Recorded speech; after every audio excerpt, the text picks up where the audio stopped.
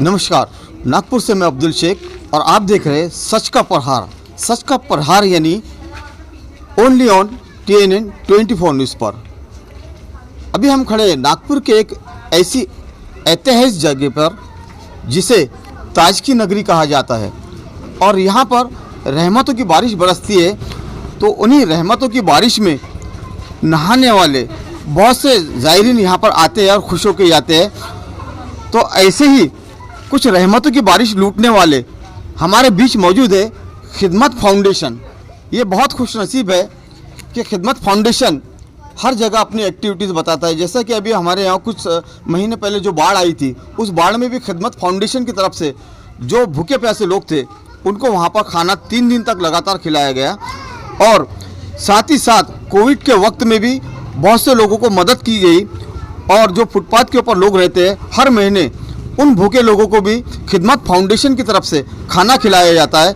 यहाँ पर भूखों का पेट भरा जाता है। और ऐसे ही कुछ और इन्होंने नया किया है, जो कि नागपुर के खरबी एरिया के अंदर एक वहाँ पर क्लिनिक खोला गया है और वहाँ पर लाइब्रेरी भी खोली गई। और आज ताजुल वरा के साये के अंदर जो यासिन प्लॉट है, वहाँ पर भी इन्होंने आज क्लिनिक का ओपनिंग किया है। तो आइए हम उन्हीं से जानते हैं कि खिदमत फाउंडेशन का और क्या क्या राज है।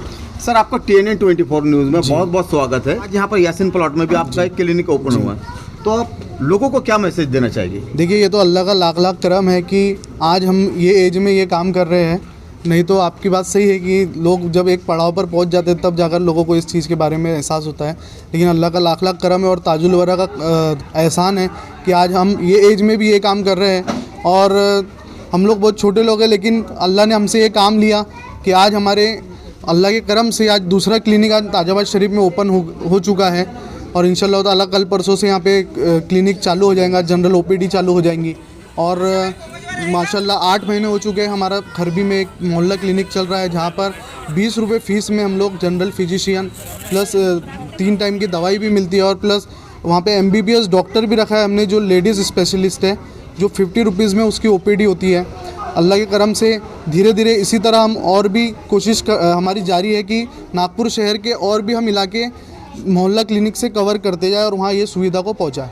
यानी खास तौर से आपका मकसद ये है कि जो हमारे घर में जो पर्दे वाली औरतें होती है, जो बाहर नहीं निकल पाती, वो कहीं और ना जाते हुए आपने लेडीज़ के लिए खास स्पेशल ये काम को अंजाम दिया है। जी बेशक, हम लोग चाहते हैं कि जहाँ लेडीज़ वगैरह का फॉलो ज़्यादा है वहाँ लेडीज़ ही डॉक्टर उनका इलाज करे तो बेहतर है। उससे उनका पर्दा भी रहेगा और उनको भी आसानी होती है सारी प्रॉब्लम्स को उनके सामने बताने के लिए।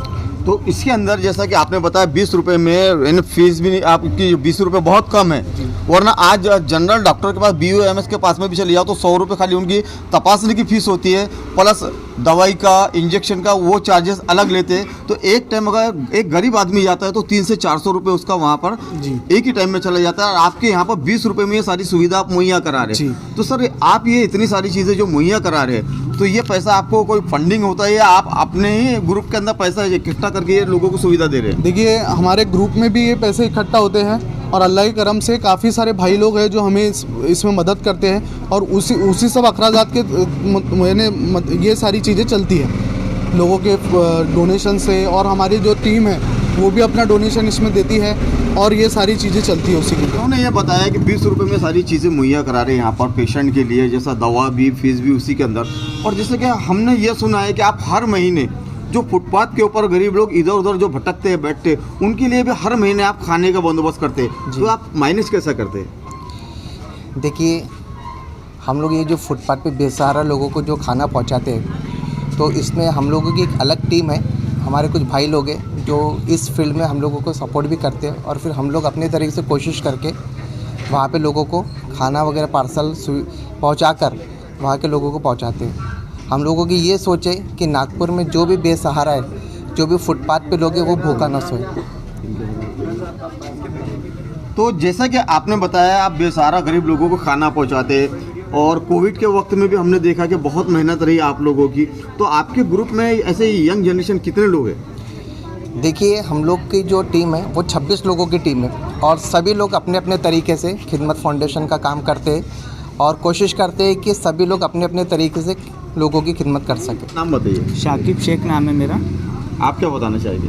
यही कि जो हमारा मंथली जो लंगर चलता है उसमें जो गरीब लोग जो फुटपाथ पे सोते हैं और ये जो रेलवे स्टेशन मेवा मेडिकल यहाँ पे जो गरीब लोग सोते हैं उनको हम जब खाना देते हैं तो इतनी हमें दुआ देते ये हैं। सब नौजवान बच्चे हैं। माशाल्लाह। एक इनकी उम्र अभी ये काम करने की नहीं है।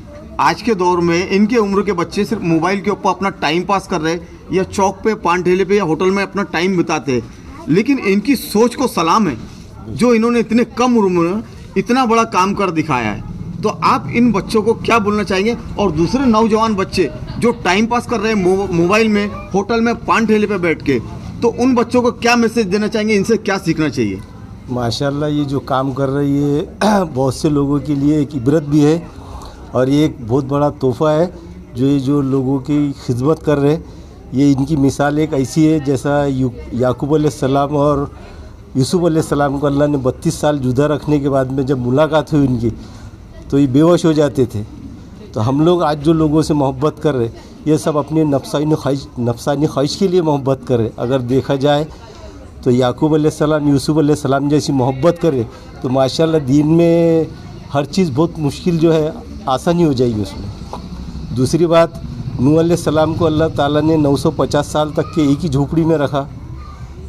हम लोगों की सिर्फ 50 साल की उम्र है लेकिन हम सोच रहे हैं कि 50 साल और जिएँ, जबकि 950 साल जीने के बाद में नूह अलैहिस्सलाम फरमा रहे कि मैं फ़रिश्ते को फरमा रहे हो मलिकुल मौत के फ़रिश्ते को कि मैं आप ही का वेट कर रहा बोले।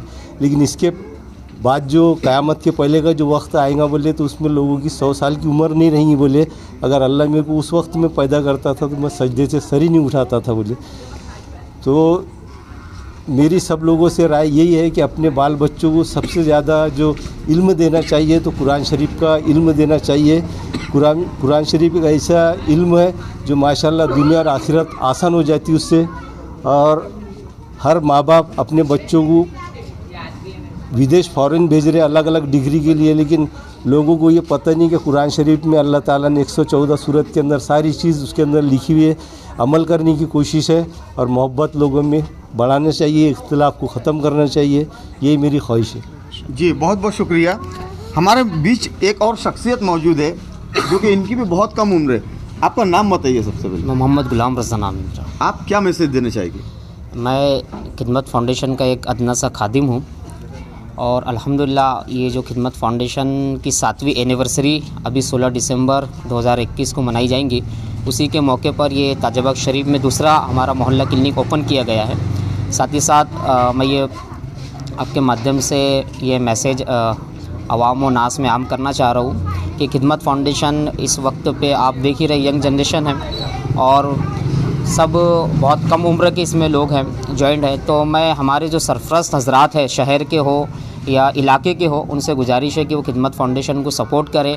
और हमारे नौजवानों में मैं ये अपील करना चाहता हूँ कि नौजवान जो तबका है, क्योंकि एक नौजवान को समझ सकता है, नौजवान के साथ में मिल के अगर काम करना चाहे तो एक काम के अंदर में 4 चांद लग सकते हैं। तो मैं नौजवानों से बिलखुसूस अपील करूँगा कि वो खिदमत फाउंडेशन का सपोर्ट करें, खिदमत फाउंडेशन के साथ में मिलकर कदम ब कदम आगे बढ़े।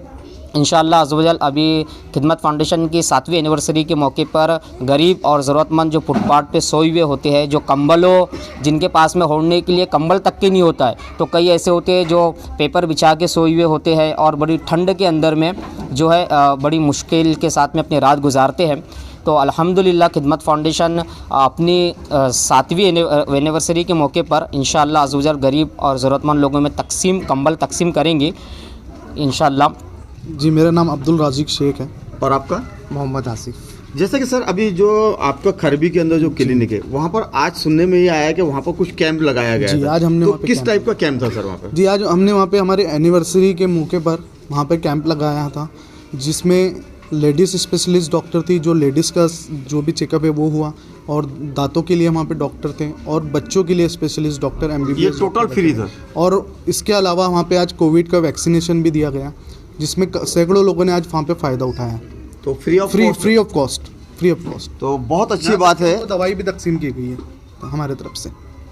बहुत अच्छी बात है कि आज खिदमत फाउंडेशन की तरफ से जो नागपुर में एक कामयाबी की ओर खिदमत फाउंडेशन बढ़ता चला है और लोगों की खिदमत के लिए भी आगे आते चला है। अपने हाथ दोनों हाथ इन्होंने लोगों के लिए आगे फैलाए हैं कि आइए और यहाँ से फैज़ पाके जाइए। तो ये अपने आप में बहुत बड़ी बात है। तो साथियों, देखते रहिए, बने रहिए सच के प्रहार के साथ में, TNN 24 न्यूज़ के साथ में। अब्दुल शेख की रिपोर्ट, नागपुर।